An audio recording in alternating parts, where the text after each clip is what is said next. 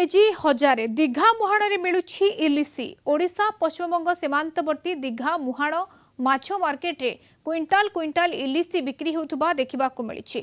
गभीर समुद्ररू प्रचुर परिमाण इलिसी ट्रॉलर जोगी मत्स्यजीवी जाल रे पड़ुछि।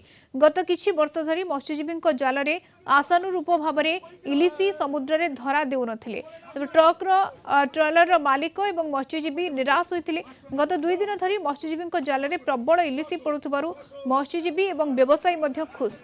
200 ग्राम रो इलिसी 200 टंका रे बिक्री होउछि।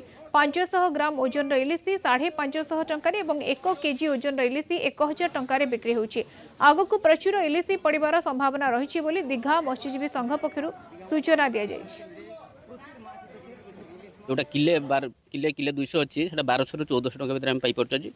तो बहुत खुशी अच्छु आम बेसी मात्रा नहीं जीव घर को इलसी टे बाज 2 वर्ष 3 वर्ष पर आज इलसी टे खाइबू। बहुत खुशी जे आज 2 वर्ष 3 वर्ष पर आम पार्टी आज इलसी स्वाद आम चाखू। सब परिवार आज आम इलसी खाइबू। बंधु बांधव घर को इलसी देवु।